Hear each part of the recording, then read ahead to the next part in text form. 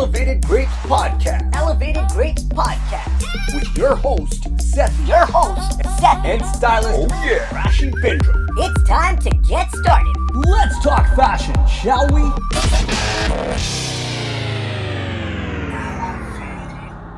Alright folks, so welcome to Elevated Grapes. I am your host, Sethi. And I'm your co-host, Rashi Bindra. So a couple of weeks ago, we had a very interesting conversation about the fashion industry, the retail markets in the fashion industry, and the impact that the pandemic and COVID-19 is having on them. So we thought to that effect, it would be great to have a conversation with someone who is in the fashion industry, has a shop, it's a boutique shop, and share their experiences firsthand with the immediate community that they're dealing with. So we'd like to welcome Frank from Esco Clothiers onto the show today. Hi, everybody. How you doing? Frank, how are you? Good, Frank. thank you. Keeping safe and healthy? Absolutely, no complaints.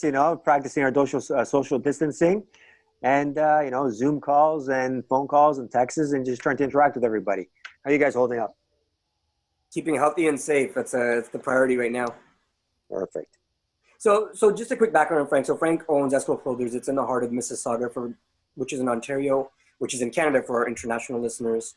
Frank, it's a correct me if I'm wrong here. You opened the shop in 2005, but you've been in the industry since about 89 or so.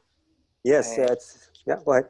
Right, and it's a boutique shop. I mean, the store, I'm a regular there. I've been clients there all the time too. It's a shop that has everything from your smart casual look for gentlemen right up to bespoke suits that Frank puts together for his clients too. So it's unique in the sense that it caters to a wide market of the gentleman's closet.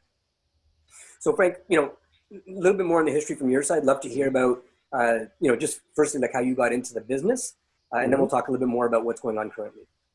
Okay, well, I always enjoyed fashion, so I started as a part-time job. Working in the mall when you're in high school, I might want to make a couple of dollars, hang out at the mall with friends and that, right? But I had no plan to go into retail or to go into menswear. Was it always in clothing when you worked in the malls too? I started in shoes. Okay. Right. Oh. But I started in shoes. I used to work at Aldo Group, and a part-time job, and then I enjoyed the men's clothing, so started to got a part-time job there. And and again, Aldo has some great product, but if you ever go to Frank's store at Esco and you check out there, and I'm not doing a plug because you asked me to, but the shoes are phenomenal. Oh, thank you. Appreciate that. So it's and then I got into men's clothing, a part-time gig while I did school. And then when I finished school, I was still working in the menswear. I didn't know what I wanted to do.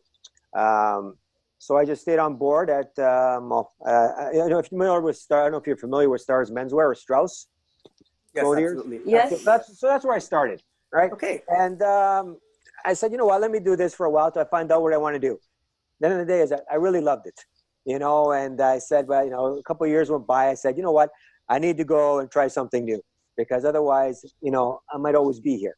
Mm-hmm. So I left. You get complacent. Absolutely. I said, I can always come back, but let me go try something new. So if it works out, great. If not, we'll come back to this. So I got into wholesale. And, I thought wholesaling would be a lot easier than retailing, selling the product, showing some lines, collections, making appointments. However, it is a lot of work. I didn't realize how much work was involved. You're going store to store, city to city in a car. You're packing all these samples. You're trekking through slush and everything. And you were the true traveling salesman. Absolutely, 100%. And great learning experience. Right. Like, at the end of the day, whatever you do, you got to learn something from it. And so I did that for a couple of years. And I always wanted to open up my own business. And I got into buying, started buying for another company. Unfortunately, that company, it went down. So I was, early 30s, I'm saying, what am I going to do? Right. And I said, you know what? Let's do this. I'm going to open up a menswear store. If it works, great. If it doesn't, I know it didn't work because of my mistakes and not someone else's mistakes. Right. Mm-hmm. And so all the effort I'm going to put in. So I got a little space in the current store that we are at. There was a company in here, and I just took the one little corner. And I said, I got some suits, some racks.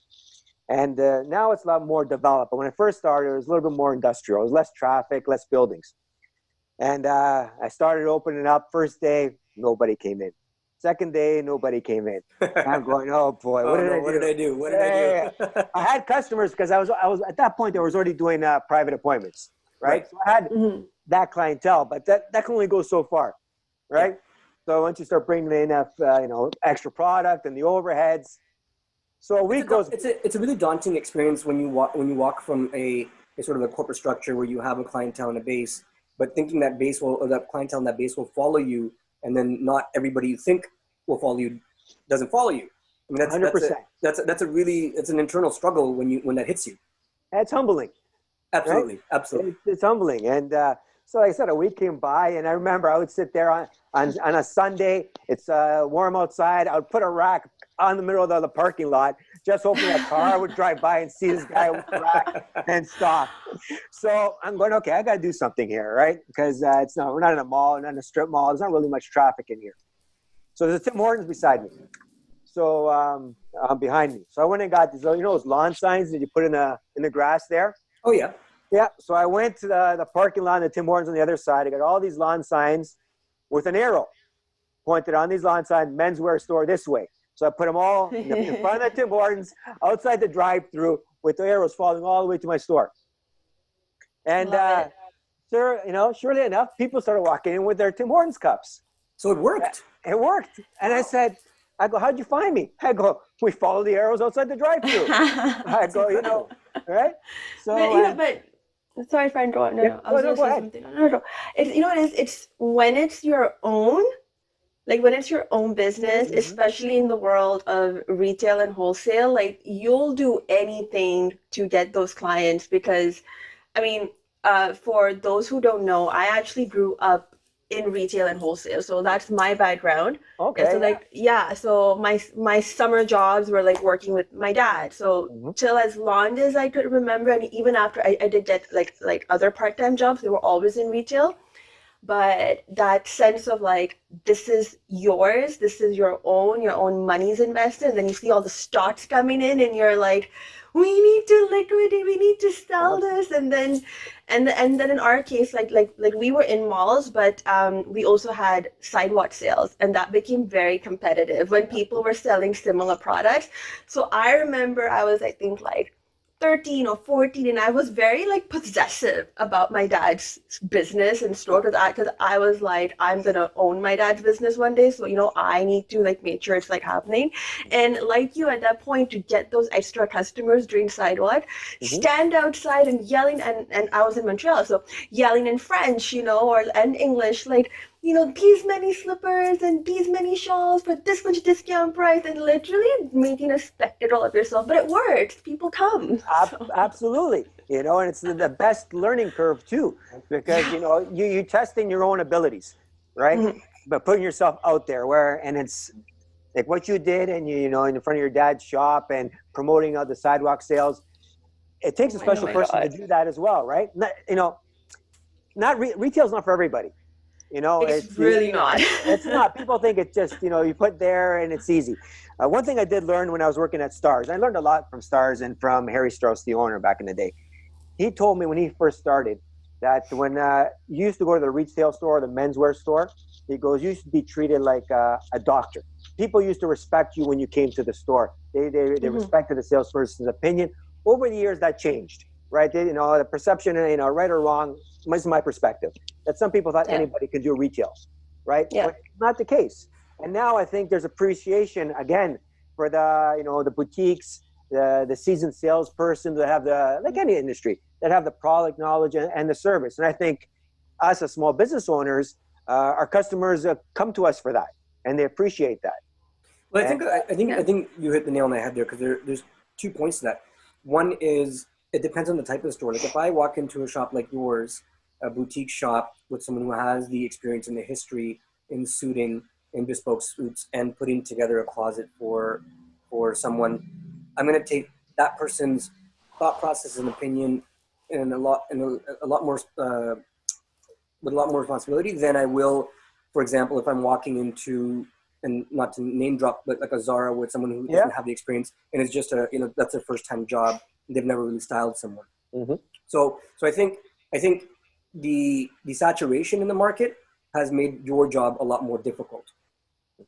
if that makes sense. It does, because I think there's a lot of noise out there too, and people sometimes don't know what to listen to and not listen to. In saying that, although it's the big retailers, they're more powerful, they got more buying power, they got more of a retail footprint. There's an opportunity for small retailers like us, because Absolutely. people coming to us. You know what? I see that everywhere. Let's go, for example, let's go to Esco Clothiers. Let's go see Frank or Maurizio or Mike that's here, or Rachel. You know what? I know they know what I'm looking for, and they're going to spend a little time with us. At the end of the day, we enjoy what we do, and I think our customers see that. At the end of the day, we don't want to. Go ahead. No, sorry. Go ahead. We don't want to sell. We're in the sales business, absolutely, but we're in the people business. We want you to look great, because then also if you go out, you guys look good. We look good, we feel good. And it's like you invite someone into your house. When you invite someone into your house, you want to treat them as a guest. And I think a lot of small boutiques are doing that. And Frank, I think that's something that's not. I think that's once. I wouldn't say sales tactic, but I think that's one component of retail that has not really changed over the years, and that's a component that if you kind of, and like you said, right, not everybody's meant for retail, but if you can build that relationship and you're selling that relationship to the client, then it doesn't matter what the product is, right? I mean, I didn't work in clothing until I was much older, and I did women's and I did men's, and I also did my dad's business for the longest time. But at the end of the day, I was able to stay through these crazy retail journeys was again, like you said, it's building that relationship. So when people were coming, it wasn't necessarily always about the product. It was what they will leave, that experience that they will leave from the store. And like yourself, these are all smaller boutique stores. Yes, I do have that whole thing about the brand experience that we keep hearing, and like you said, it's a very noisy world out there. But I think even when it comes to brand experience, that brand experience is cultivated, going back to your point of building relationships with clients. And I think even now, with what's happening with COVID and stuff, people like you open and people are coming to say hi to you because you've built that with them, right? Like they know who you are. And that's so vital right now. Absolutely, I agree with you 100%. It's the community. We are part of the community. I think, like you said, we have people can buy and say hi because we are part of the community. And we're all in this together, and that's the important thing. Listen, you can go spend your money anywhere. If you're going to go spend your money at a restaurant, you're going to choose the restaurant, because of the food, but it's also the way you're treated there. It's like you're eating at your an Italian, your nonna's house, right? So if you're going for a nice dinner and it feels good. The food, maybe the food somewhere else is just the same, but it's a different feeling. It's a different feeling. Well, right? I think you have that opportunity in your sort of environment to create that experience for your client, right? Like if you're walking into a major retailer, yes, there's brand awareness with the major retailer, but that one-on-one relationship that Rashi's talking about, that you're talking about, it doesn't happen as easily there. You have a lot of turnover there. You have a lot of young staff. You have staff that's maybe not as experienced. Like for me, if I'm bringing someone to the Frank shop, it's like you got to go see my buddy Frank from Esco. It's not like I'm not sending him to a retailer with a retailer name. I'm sending him to Frank because it's Frank that's gonna do the work with you. It's Frank that's gonna build your closet. It's Frank that's gonna build your suit, and he's the guy that I'm trusting. So my recommendation with that is a lot more personal because of the experience that you provide. So I think given your environment, you're able to do that, and you have done that, and to your credit, and working with you. So Rashi mentioned with things going on with the pandemic and COVID right now. So let's jump into that a little bit. I think this is an important topic right now, as we're seeing a lot of major fashion retailers struggling and having challenges. Some of them, claiming bankruptcy protection and so on and so forth. What sort of major changes are you seeing in the fashion retail world? I mean, obviously, I understand and know that you were closed for a while. You just recently reopened, obviously in a totally different sort of way than what you were used to before. Yeah. But let's talk about some of the major changes you've been feeling throughout the last couple of months. Well, we've been in contact with our customers and our suppliers as well. As you know, we have a pretty strong wedding business. And so we kept, because it's a challenging time for brides and grooms now, especially, they've spent years preparing for this day, and all of a sudden it's been taken away. So we're trying to work and kind of accommodating with them to see maybe for next year or how we can make things a little bit easier. We've been contacted with our suppliers because things have changed for them as well. Their business has been completely, shut off. Absolutely. They have merchandise that they had shipped in that's sitting in warehouses. They have receivables that, it's hard for them to ask for when they know their retailers have been shut down. Right. So I think I know a lot of, in our position, we've had good relationships with our suppliers to begin with. And I think most people do. So we're even working more hand in hand, understanding each other's situations. And it's something that's, things are becoming more vertical over time. It's just becoming more vertical. Maybe it's sped it up a bit, that we have to work hand in hand for everybody to move forward. I think the people and retailers and suppliers that, work together and with the end consumer, there's an opportunity to keep going forward. If everything is just based on a one-sided, way of doing things, I don't think they're going to last, because everybody's been affected from this. It's not just one person. So, going for our personal situation, we've had to postpone some shipments that perhaps we'd be taking in, a month ago, and even a month from now, we have to postpone them to fall. Some production, unfortunately, we have to cancel completely. Going forward, also with the suppliers, they're going to not be offering such a selection as perhaps they had planned to, because they don't know what to expect. Some basic stuff, it's going to be available, but maybe some of that fashion, really trendy stuff, you might see a little bit less of that because it's a little bit more riskier. And to be honest, we don't even know what tomorrow brings, because, here it's Thursday, and we don't know if the cases are going to jump by Monday, and all of a sudden we're closed again, right? But you got to be prepared. Whenever we're closed, we did everything that we possibly could. Making sure our inventory was done. Stuff, our new software was put in place. All these little things that while we're open, it's hard to do. We got that all done, so we're prepared to be open for when we opened. And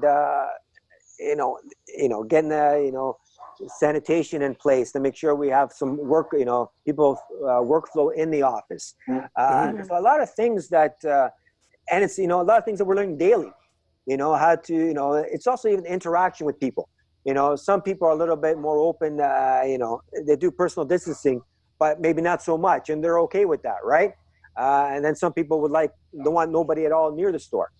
So it's finding that balance and respecting people's boundaries, right?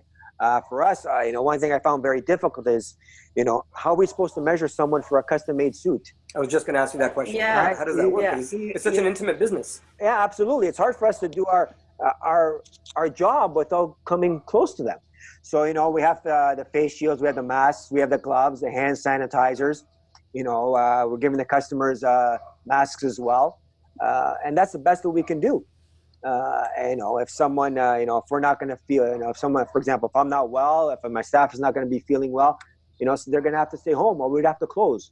The risks are too high to take chances. Absolutely. No, absolutely. Right. So now masks and gloves are part of your inventory. They're part of my inventory. And, I have we're waiting for the, more face shields to come in. We got to do everything possible we can to protect our customers and our staff. Right now, we do a lot of tailoring at the store. We have to reconfigure our tailor shops. We used to have, usually during this time of year, we have the tailor shop going 12 hours a day, 7 days a week, with minimum 2 tailors at a time. Mm-hmm. That is totally different. Now, we have to reconfigure the tailor shop space, and, the clothing, once it's been tried on, it needs time to be set before we can even start it. And then, after it's altered, we need to put it away for another 3 days before the consumer can come pick it up. So all that, whatever production line, for example, say we wanted to do, for example, alter 20 suits a day. That's going to be down to maybe 5 now. Right. Because of all the conditions. But, things have changed, so you have to adapt with it. It's a learning curve for everybody. So your sales cycle has increased quite dramatically. Absolutely. Yeah. Right. So now if we're talking about a bespoke suit, I mean, if you're comparing it from before till now, what's a typical timeline? Because I know you guys were, I mean, as much as you provided incredible quality, you guys were also very quick and efficient in providing a turnaround. Yes, we have our standard one was 4 to 5 weeks. We had a little bit buffer just in case, for anything that comes up. Now minimum we're asking for 8 weeks. Okay. We have So it's almost double. It's almost double. We have some programs we can't even do at all because they're not even up and running. Right. Some of the fabrics that we do a lot of fabrications from Italy, and a lot of the Italian fabrics that we have here. Okay, we can work with the ones that we have here already in storage, but some of the premium mills that it's, for example, it's cut to order, right? We put the order in, the lengths are cut and shipped from Italy. They're not, they just started opening up now, so without having the raw materials, what's the point of the factories here being open if they can't even do anything? Right. I'll give you a prime example. I had to do a special lining for somebody they want for their wedding. And usually it takes about 2 weeks. I just got an email last night, and it's already been a month. They emailed me last night. It's going to take another month for this lining, which is a simple lining. But that's the new norm. We have to adjust for it. We have consumers now that have, since we opened on Tuesdays, I had a lot of grooms that reached out for their custom suits, and their wedding is the end of September, October, November. And they just want to get it done now because they understand too, situations changed. Right. And they want to be proactive, and they're even worried, say if for the guys getting married in September, if they have enough time, now that we should have enough time. Given the time frames. Yeah, because we're getting enough time, a couple of months now. But like I said, things are changing daily, weekly. We don't know what tomorrow brings, So you talked a little bit about the supplier relationship, and I think that's a really important conversation. And Rashi and I were talking about this in that show 2 weeks ago, where we were sort of breaking down what's happening with the massive fashion retailers. A lot of suppliers, they have a variety of different shops that they supply to, or their clients. So you may have boutique shops, you may have, you may do, white label for major retailers. They may do a combination of different types of work. So as a boutique shop, do you find that any suppliers are prioritizing where their inventory is going, given that right now it is a little bit limited? I don't think so. To be honest with you, I think if you're in good standings, if you're a small retailer or a big retailer, I think if you're in good standings and then they with credit and you have a good history with them, I think they're gonna ship you regardless. They're not gonna say, this guy can take 100,000 units. This guy can only take 200 units. Right. I think at least the most suppliers we deal with, if we have an order, say 10 pieces, and someone else wants it, 200 pieces or 1,000 pieces, and they need our order to complete that, they are going to honor our order because we've been dealing with them a long time, and you have that relationship. We have that relationship, and we're not. They're going to honor their relationships. Then that day, companies come and go, manufacturers come and go. This goes back to earlier, you're saying about relationships. Mm-hmm. It's about integrity. Anything, everybody comes and goes, companies come and go, salespeople come and go. It's your reputation that's left behind. So, at the end of the day, if your reputation is a good reputation, suppliers will stick to you through good times and bad times. Right. Because, I'm sure there's a lot of suppliers now that, some of their small guys, maybe they're having a little bit tough time paying receivables, but they've probably had a great relationship for, say, 10, 20 years with these guys. And say, we're going to work together. I know outside of the business, I know you. Right. Yeah. And that's what the business is about, and I think that's more important more than ever, So let's talk about it on the flip side with the customers. So you mentioned a little bit about customers. Obviously you're having to build a different platform on how you work with customers when they come in. Mm-hmm. How has this time sort of helped you change your mindset, or what's your mindset on branding and brand relevance, given the fact that it's a shop? For a month or a month and a half, almost 2 months, shop wasn't open, but you still want to make sure you're in your customers' eyes and in your customers' thoughts, even if it's a one touch at some point. So how was that? How did you guys manage and work through that? Oh, we post things on Instagram as to keep people informed of what we're doing. We keep in contact with a lot of our customers personally. we've had a lot of relations we've built over the years that we have that one-on-one interaction, even if it's a quick text, how you doing? Like, to be honest with you, when things first shut down, and it felt great. I had a lot of customers that just sent me a text. Hey, Frank, how's it going? I just thought, I hope you guys are doing good. You're doing well, and just checking out to see how you're doing. All right. We have, and reaching out, doing things with the community where we can, but that goes hand in hand to that, just the relationship you've developed over the years prior to this. Absolutely.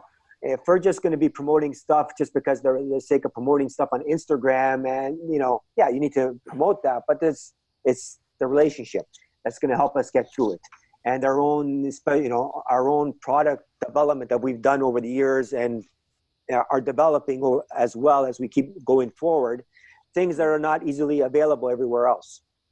So the personal relationships are our own personal brand, the products that we do, and involvement with the community. I think that's going to help us helps us keep in touch with our consumer.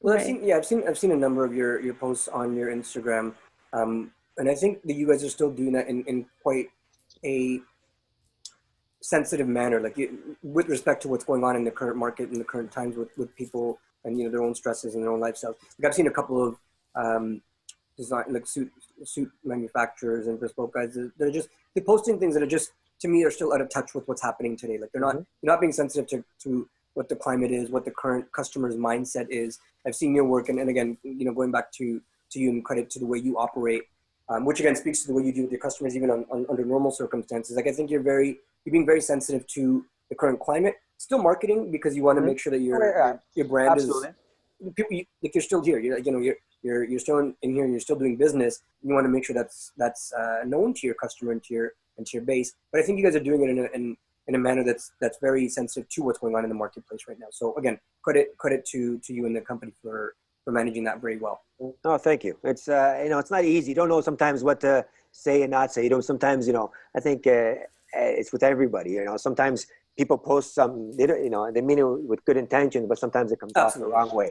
Yeah. Right? So It's when you see it a few times over and over. It's like, okay, well, at some point you got to get the hint. Like, you got to get the hint. Exactly. Right. Absolutely. So let's talk about, we mentioned this a couple of times in here. There is a lot of struggle going on with the big fashion retailers. We're hearing about it almost every other day that, either they're struggling with making payments, some are in bankruptcy, in early stages of bankruptcy. Stores are shutting down in multiple numbers. What do you think the impact of this, because Rashi and I had a debate on this on our last show, but what the impact of this is on a boutique shop or smaller retailers that are still in the market, that's still serving customers and working on a relationship basis? Do you think the fall of some of the larger retailers is good or bad or neutral for the industry? I think it's a small boutiques and small retailers. I think it benefits a small retailer. Yes. Right. Okay. I'm very excited. Rashi won that round. I know. You're absolutely right. It benefits us because, listen, okay, we're a business. We've got to run a business, right? For us, it's an opportunity. It's an opportunity to attract customers that maybe we're just going to the big retailers because it was easy, it's simple. That's what they knew what to do. Sometimes, for in our industry, we know guys that, they come in here for their first time to buy a suit because a friend recommended them. We go, stop going, just go to this place. Yeah. You go, I wish I came here a long time ago. Years ago. Yeah, absolutely. I go, why have you been going to all this place for? He goes, that's all I knew. He goes, that's what I was. You go to buy a suit, you see the advertisement on TV, and that's where you go. Right? But with the menswear business, and there's a lot of great independent menswear retailers in the Toronto, Woodbridge, Mississauga. Honestly, there's really good retailers. They know what they're doing. The prices are fair. They have a talent, and that's going back to what we said earlier. Retailing is not for everybody. It's a skill and a talent. And there's a lot of great guys out there and women that have great retail shops. They have a great business, and they see it as an opportunity. And it's going back to what I was taught a long time ago. It's going back to, when we used to go to the store, people would treat you, as a salesperson, as a professional. They knew what they were doing. Right? I'm going to stop for 1 second. We're going to take a quick break, and we're going to come right back. Hey guys, we're taking a quick break just to remind you where you can find our podcast online.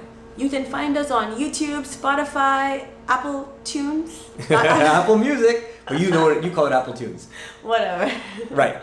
You can also find us on TuneIn, on Google Play, and of course Instagram when we do it the first Tuesday of every month. And Facebook, here and there.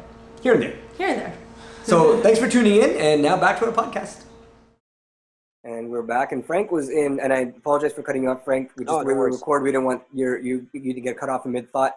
But yes, you were talking about a lot of great retailers, local retailers within Toronto, GTA, Woodbridge, Mississauga, in this business that build on a relationship basis. So sorry, I didn't mean to cut you off there, but again, it was a very intriguing thought. So I'd love you to continue with that. Yeah, no, I just think they look at it as an opportunity. And I think most retailers, most business owners, entrepreneurs, they just want the opportunity, and if you give them the opportunity, I think a lot of times they will surprise you of what they know and how good they are. Absolutely. No, absolutely. And I think, go ahead. Yeah.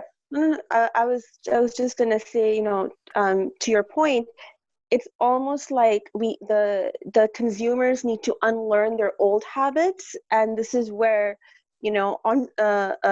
entrepreneurs, smaller boutiques can find that niche, find those customers and bring them to their market.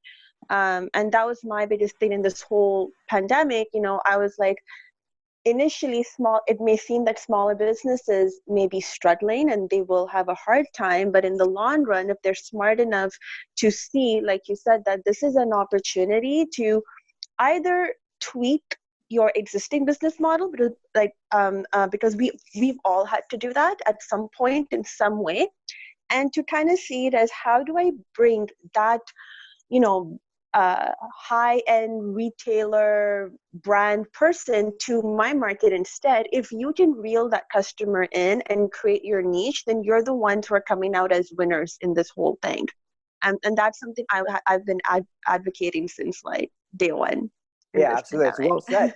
That's the best way of saying it, right? Like, I agree with you 100%. When you said yes. Rashi's gonna make your next infomercial. Yeah, I need it. Absolutely. Yes. I'll do it. Let's do it, right? That enthusiasm. But that's what an entrepreneur is. That is a retailer. You got to have enthusiasm. Yeah. The hours are so long. If you don't like doing this, find something else, because you won't be good at it, right? And you're going to be miserable waking up every morning saying, I got to do this over again, right? Because it's not easy. And if you love it, those long days, because you like it, it's like any industry. If you love it, you're going to keep going. And especially when those tough days, when it's really tough, that passion you have for it is what keeps you going. And because if you don't have that passion, when things are tough, you're just going to fold. 100%. Yeah. You could have not said it better, Frank. Yeah. So I do agree with you guys on that aspect of the point, but I'm gonna play devil's advocate for a second. Yeah, go. Yeah, okay, I'm ready. Oh boy. That's it. So let's look at it from two different perspectives. Let's look at it, one from the supply chain perspective. Yeah. And let's look at it from discovering of new designers. Not every designer that's building a line or a bespoke, a suit brand necessarily wants to go into retail themselves. They may have to for a short little while just to, again, get some brand awareness and build some clientele and some base. They may do that online. They may do it, very traditional brick and mortar, whatever the case is. But at some point, a lot of the brands that you're seeing in the massive sort of fashion retailer shops were once upon a time small brands and small designers that didn't have the lens to get noticed or the magnifying glass to get noticed until a bigger retailer picked them up.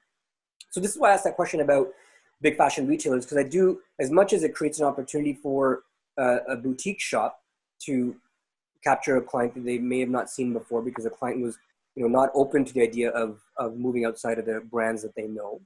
It also, on the other hand, hinders a brand from being discovered and growing to a larger entity. So, to use the term. So I want to gather some thoughts on that. Again, this is not from a boutique standpoint, a boutique retailer standpoint, but from brand recognition and growing a brand where someone would have been recognized or picked up by a major retailer, which would have made their business into something they couldn't make on their own. What are your thoughts on that from a fashion retailer perspective? I think that's, once upon a time that was the case. I think that's changed now with all the social media, and look what you guys are doing, right? There's so many different avenues to get your product out there that, just because you're Rashi's just smiling, she's smiling ear to ear. Yeah, it's just hanging, because now hanging something in a big box store, right? Now, depending on the store too, it doesn't do the brand any good. Unless you're really one of those exclusive high-end retailers, and you're putting your brand in there, okay, then now, that says something. Or one of the, boutiques down in Yorkville. But if you're putting your brand and you're just putting it in a chain that's a regular, sometimes it takes away from that, right? It's, it's like, it's just an average brand that like they buy like everything else. But with I'm gonna shut off Rashi's video for a minute so we can't see her.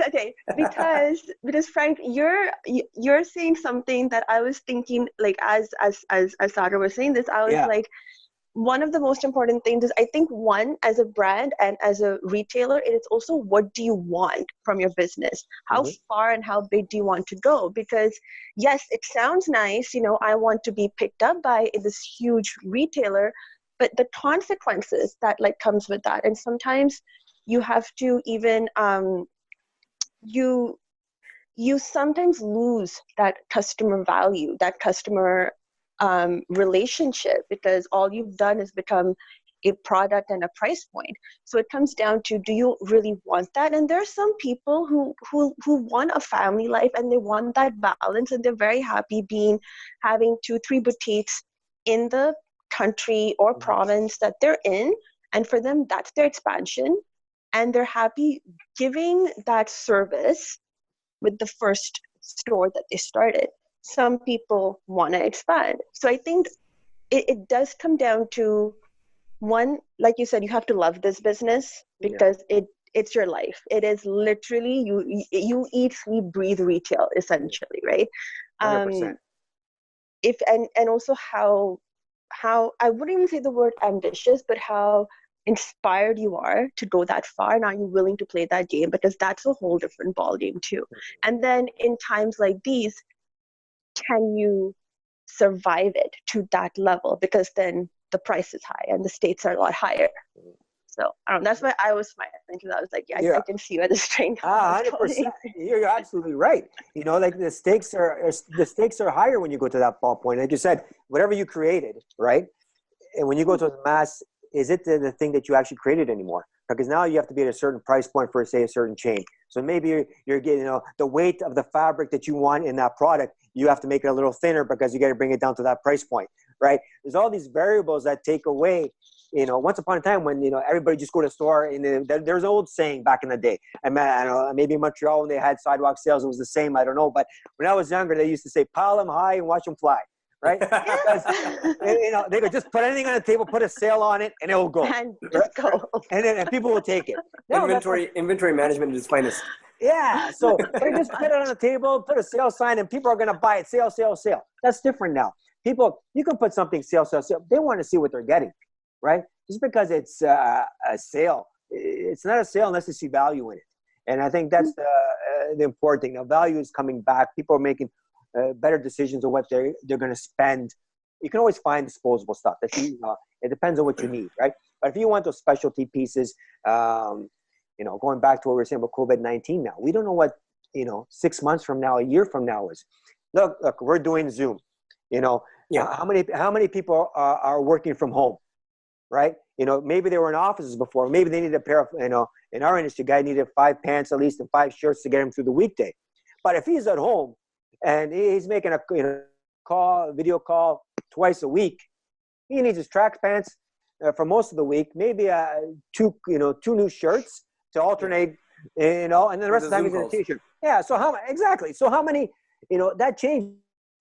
I feel when you're going to go to make a purchase and you're going to go treat yourself or buy something, you're going to make a decision that's based on a little bit better value, what you really want, instead of buying 20 different things because, okay, I want two nice things, but I need to buy 3 other things just to get through the week. Yeah. Right. So I think the consumer is going to be a little bit more selective.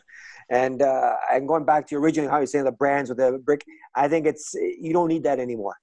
I think with all the social media, I think that's replaced that. Right. So what's your anticipation going forward on the effect of demand? Like we just started to touch on it. Given the market right now, people, where we see things a few months from now, people are going to be back in the office as regularly as they were before or not. A lot of companies are talking about bringing a bit more of a work from home mandate from a long-term perspective. So demand for, the collared shirts, the blazers, the trousers to go to work is obviously going to decrease. Yes, it'll increase the quality and what you buy, I think. So they're going to pick up on the higher quality product. But what's your anticipation from what you're seeing? And it's hard to tell with respect to demand in that market. Well, we'll see how the next couple of months go forward. It's hard to say, right? But I think it's going to slow down. It's going to be a little bit more selective. As retailers, we're going to have to, streamline our buying a little bit. But we also, the last couple of years, we've been developing our own products and cuts, catering to what customers are coming to us for. Stuff that they're having a hard time finding in most stores, regardless if it's a chain store. The benefit of dealing with a consumer, a customer one-on-one, you're actually seeing what's working for customers and what's not working for them. So we've been developing programs that, caters to that, fit-wise, sleeve lengths. Men's shirts, it's sometimes for some people, it's very hard to find a shirt with the neck size with, a different sleeve lengths. That's the one, now, I'm not a tall guy. So for me to go find a shirt off the rack with a shorter, like a 31 sleeve, you're never going to find it. Right. So we're introducing that with a 31 sleeve length, you know? So we got to become better at what we do, offer better, This is why I like your place, man. You make stuff for the shorter guys, like myself. I got to take care of us guys, right? Yeah. I got to take care of them. So, and you know what? We're taking care of the tall guys too. They're having a hard time. Everybody. I feel your pain. Well, I'm on the opposite spectrum, but we're going to take care of the tall guys too. So I think you got to see Frank. You got to see Frank rock a suit. Like it looks like $1 million every time he walks around. So thank you. This guy knows how to look good in a suit. Checks in the mail. Checks in the mail. That's it. He's the guy to go to. Yeah, I agree. So guys, please, just because it's COVID and post-COVID does not mean you need to dress sloppy. Like, dress well. Some of us still like eye candy, so go to Frank. Oh, thank you. But that's it, guys. You heard it. Get out there and shop. We brought up a really good question, a really good point, Rashi. Like, a lot of people are, given this environment, are thinking a lot more casual, a lot more comfortable, a lot more, quote unquote, bummy type of attire. No. That's the one thing but that's the one thing that I've been promoting and sort of also what I've been doing. And a lot of people do not want to look like bums anymore. But the question is to that, how do you think, and this is a question for Frank and Rashi 100% will chime in, but what are your thoughts on sort of how fashion itself will change, right? Because there might be a different mindset if we're not going out to events as much. We're not going out to, in the workplace as much. We're not going out to, maybe dinners as often because this may change. I mean, 6 months from now, we may be having a totally different conversation. Things could be normal and we could be back to where we were before COVID. But, given where the mindset is today, what do you see happening with fashion in general? And I'm not speaking, Frank, specifically to your boutique or to the type of things that you sell, but in general. I think it's going to be, you're moving towards more casual. It doesn't mean you have to look like you're in your pajamas all day long, but, address your casual. Is there a need for the suit as there once was? No. Going back 50 years ago, when you used to go to Maple Leaf Gardens, right? Everybody wore a suit and they wore a top coat and they wore a hat. That was the norm then. Things have changed now. So, I love jeans. Like I love denim, right? I think denim is appropriate, but it has to be a clean denim. Things are going to be more casual. I just think it's going back to what we were discussing earlier. I think it's going to be a little bit more selective, right? And that's what I think. And I think it's going to be also it's going to be more sustainable, more classier pieces. not fast fashion anymore. I think people, and I mean, my experience and and the type of like clients that I've been slowly, getting, thankfully, and the conversations at the end are still, one thing COVID has done has made us also look at our spending habits. Yes. And as I've been cleaning out closets virtually, a lot of the stuff, people were like, I don't even know why I bought this. It was on sale. It was from, these like these stores that were fast fashion that now they're like, it's not my color, doesn't suit me, etc., etc. And literally, there's certain trends, certain cuts that won't stand the test of time. But now they're like, you know what? Yes, we want a fun wardrobe, even with all of this, because and this goes back to what I'm doing, which is if you look good, you like feel good, and that philosophy. But also is that even if they have the money to spend, and they want to get new things, they want to get things that's going to last them for a while. And then they have the add-ons coming in. So it's not necessarily about being super casual either. It's just now about having investment pieces, a bit more timeless pieces, pieces that kind of make you feel, and when I say feel good, not only just how you look, but also helping you shift your mindset with everything that's going on. Because to both your points, we don't know what's going to happen tomorrow. We don't know a week from now, the entire shift, like the entire retail fashion sector is going to shift all over again. Right. So, but 100%. people but nobody wants to stop living anymore. Like, I think for 2 months being in a lockdown was a lot for some people. They had a very hard time with it. So yeah, like, I don't know. I mean, I went and got masks today, and I purposely got colored fashion, like bamboo fabric mask, because I'm like, if I'm gonna even step up for a walk, I want to be able to breathe and I want to look good. And you're gonna rock it, right? You're gonna rock it. Okay, you made fun of me in the mask, okay, Sadr? Like, you do not tell me I'm gonna rock She it. randomly sends me a message saying, "Look at my face; it's shrinking." And then all of a sudden, there's a picture of her. I'm like, "What?" There's no context. I don't know what was happening. So you're modeling some masks. That's it. I'm here trying to get ready for our Zoom call, doing the research, getting my questions together, and this was sending me pictures of masks. That's priority. They're priority things now, right? Absolutely. All right. Health and safety first. Health and safety, exactly. Right?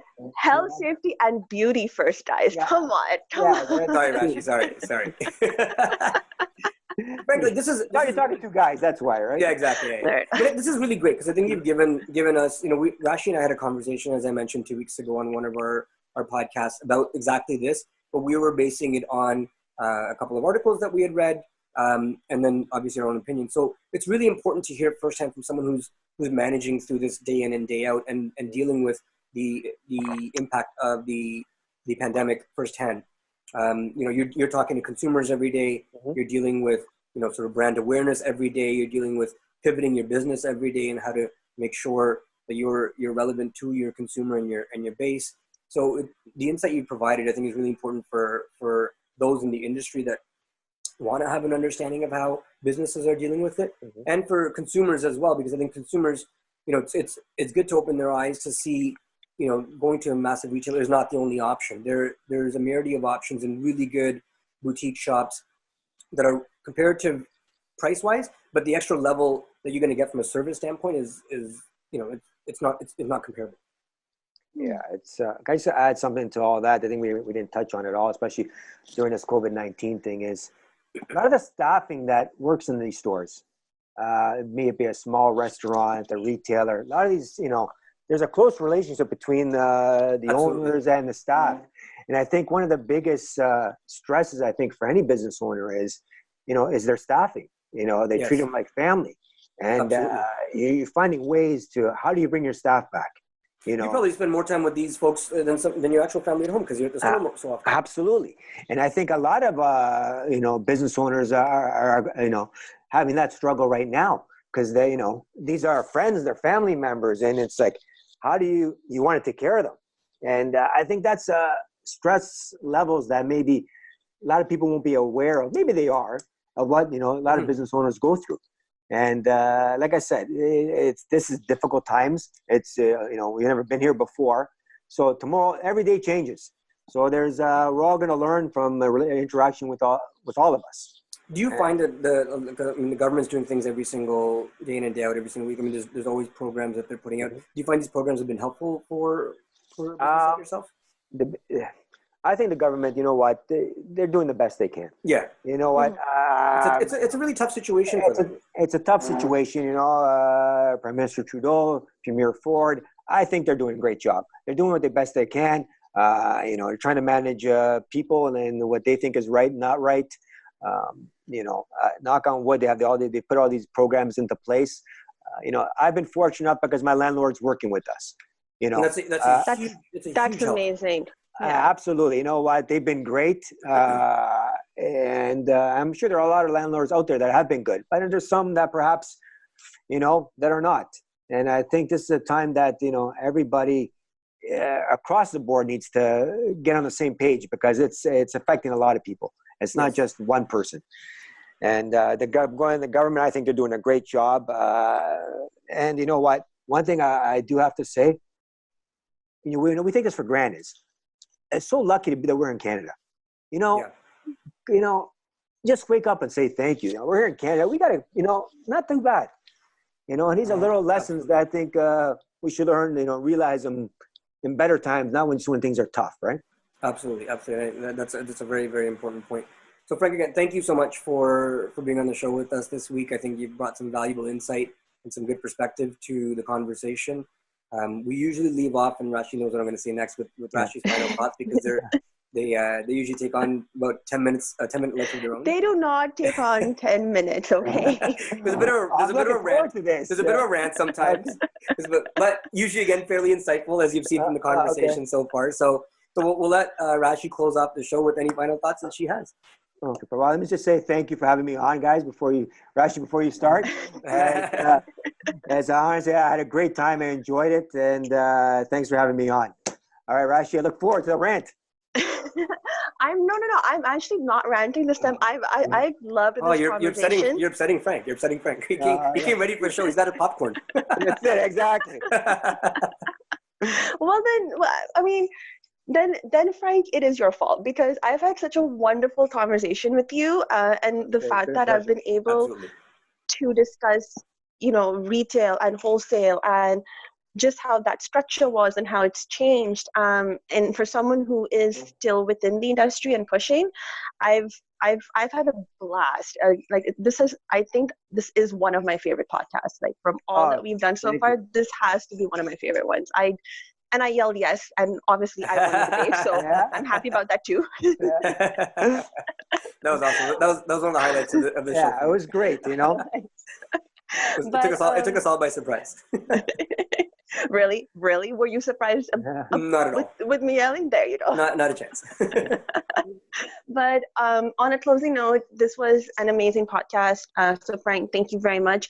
For everyone that's been listening, key takeaways from here that if you plan to be in the retail industry, it is not for everyone. So please make sure that you love it and you love fashion, you love being an entrepreneur. And support small businesses. This is what we need right now. So literally support small businesses, buy your coffee, go to them, see them, say hi to them, keep those relationships. And guys, please dress well. Dating apps are on full swing right now. People are signing on like there's no tomorrow because we have nothing better to do. So we'd like some eye candy. Go see Frank. Look good. Take some photos. I will be very happy. I'm on a couple. Some people have found me. I won't tell you which ones they are, but I look forward to seeing some well-dressed men. So there go it to is. Frank. Well said. There's the rant. And we'll put all of Frank's information in the description below, the website, the Instagram handle, so you guys can find him online and Esco Clothiers online. You guys do online e-commerce work as well, Frank? Yes, we have an e-commerce. There you go. So those that are not in the immediate area, if you want to talk Amazing. to Frank and order something, you can do that right online. So Frank, thank you again. Thank you. It's been a pleasure. Thank you to both of you. It was great. I had a great time. And we'll see all you guys next week. Thank you. Cheers. Bye. Hey guys, thank you for watching that podcast or that video. If you like what you hear and you want to hear more of us and see some of our behind the scenes stuff, subscribe below. yes, hit that little red, button thingy that's over there and hit subscribe and keep following us for a lot more cool, fun stuff. Thanks again for tuning in. We'll see you soon.